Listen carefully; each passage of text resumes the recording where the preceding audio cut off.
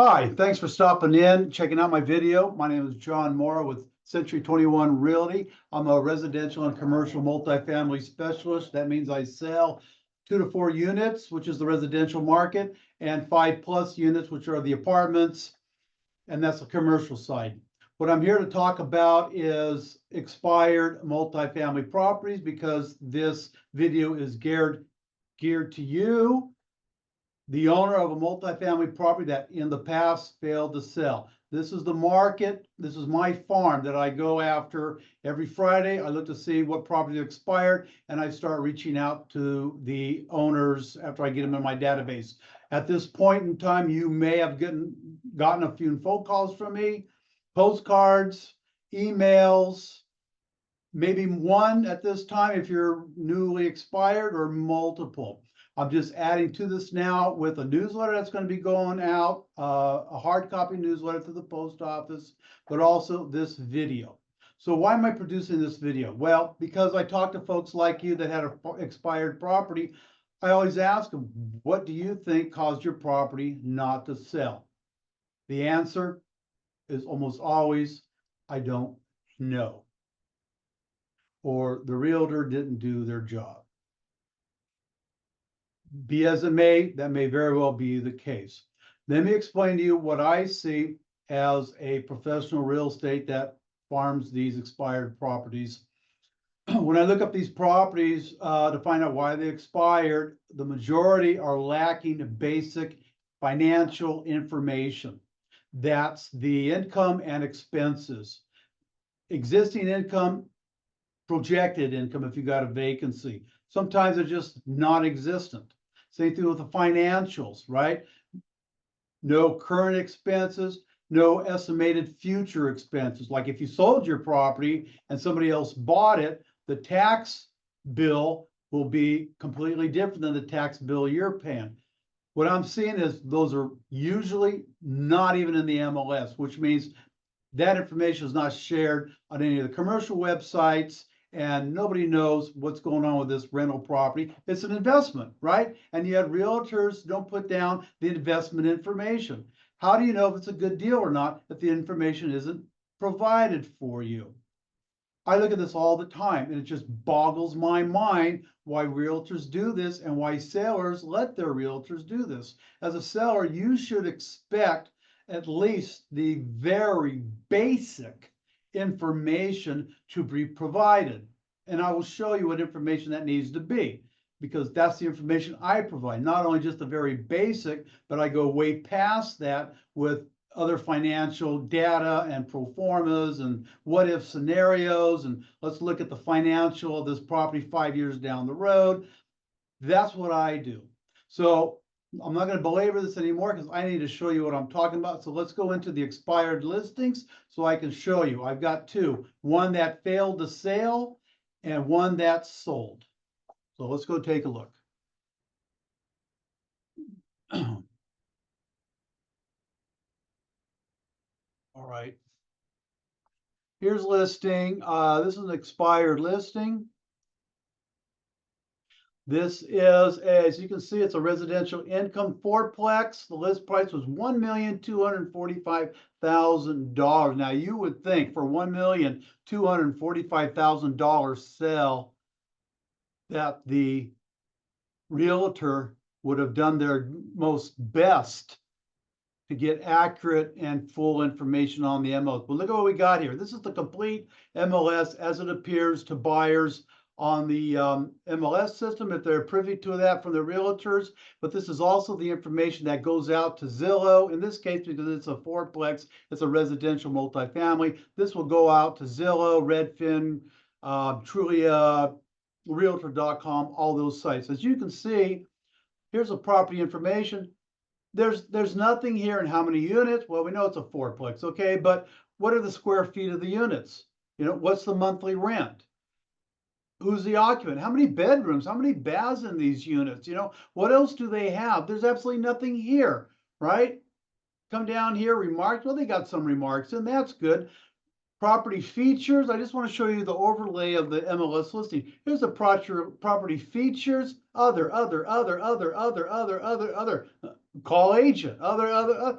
I mean, it's like this person didn't bother to do anything but put up one overhead picture, okay? Because there's no other pictures in this listing. Here's the financials. This is the most important. Right here is where your income is, right? We need to know how much income you're getting or how much income you could get. Here's the financials, the expenses. What are your expenses, right? We need to take the expenses and match them against the income to find out what our net operating income is so we can determine, hey, at this list price, is this a good deal? At this list price, if I'm putting 30% down at a 7.5% interest rate loan, am I going to make money or am I going to break even or am I going to be in the hole? There's no way to determine that, okay? So let's go see what else we got out here. Let's stop sharing this. Share. All right, here's page 2. Just this gets a little more in depth. Here's page 2, just what I'm talking about. Here's the property information. The most important thing here really is the monthly rent. There's no monthly rent at all. If there were vacancies, then you would go, if you knew what you were doing as a realtor, would find what is the market rate rents for that neighborhood. And you would put those in there. You've got a benchmark as this is what the income could be. All right, let's go look. Let's go look at, that was page 1, page 2, page 3. Here we come down again to the financials. There's nothing, right? No deposits, no gross operating income, no insurance. Nobody knows what the insurance is that they're paying. And that's a big deal right now. Insurance costs. No rental income, no maintenance. Wow, man, I wish I got rental properties. I'm always maintaining them. This property has no maintenance, okay? Annual utilities, license expense. Now this is in Oakland, okay? They have to have licenses to operate multifamily properties. What is the expense, right? What is the other expenses? What is the taxes? What is your net operating income? None of that is provided. This is where realtors fail you as an owner when they list your property. All right. So let's go and see what a good sold listing looks like. All right. So let's go to sold page 1. Here, this property sold, another fourplex in Berkeley, on the market, $1,395,000. Look at the property. Look at how this is filled out. Everything's filled out. All this data is filled out. The remarks are filled out. Property features is spelled out. The financials, look at the financials. All of this is in here. This is why this property sold.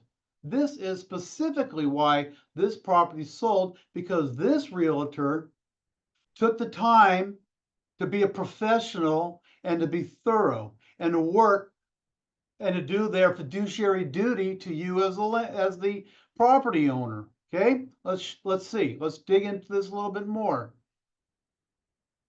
Okay, page 1, sold. Page 2. All right, here you go. Here, like I said, the most important thing is the monthly rent. He's got all the monthly rent spelled out. All right.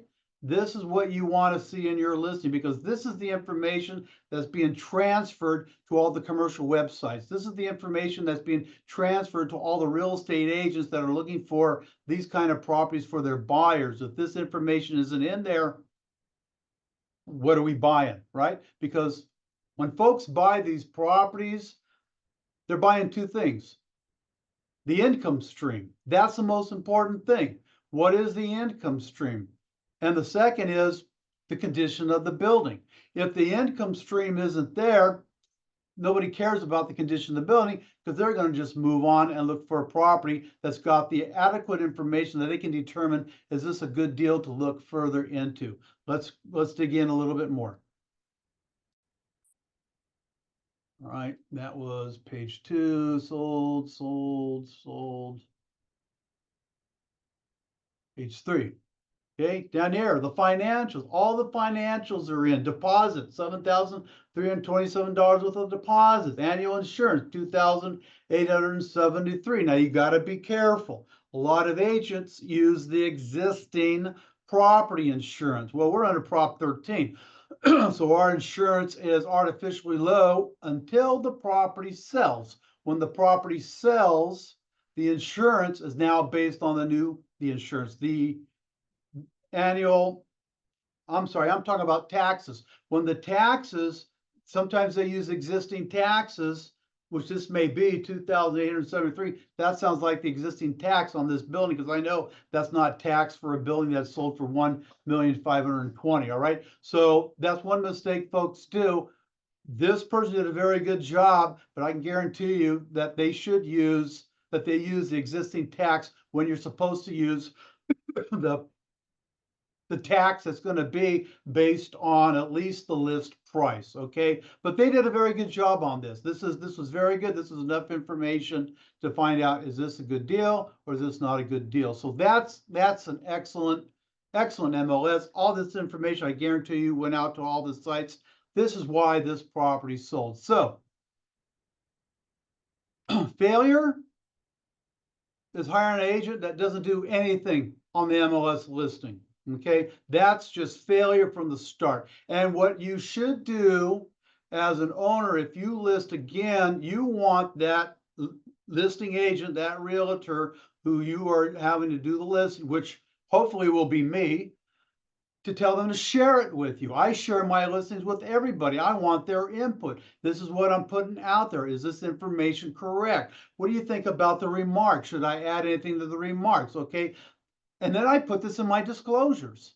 Okay. So this is what happens when you fail. This is what it looks like when you fail. Okay. Success.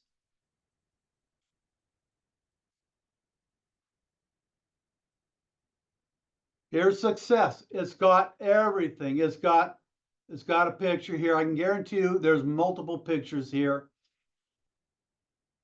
It's got all the data fields filled out under public property information. It's got a good section of remarks.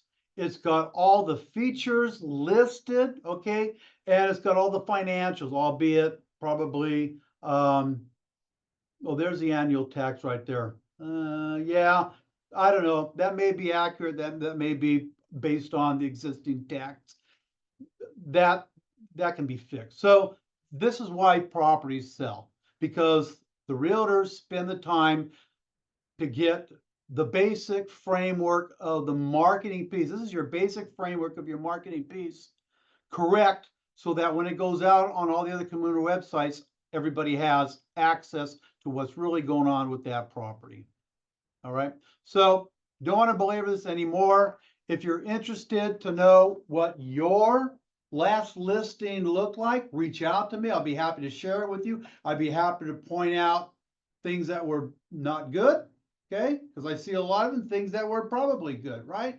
Everybody does stuff differently. The problem is realtors, we're taught how to sell single family homes, condos, townhouses. After that, it all takes special training, special knowledge, and a good idea of what's going on in the marketplace. So that being said, my name is John Mora, Century 21 Realty. There's my contact information. You get postcards from me. I do cold calling to you. I do send out emails to you. Start paying attention to those. Give me a call if you want to revisit your expired property and see what I can do as a professional agent to get this property sold.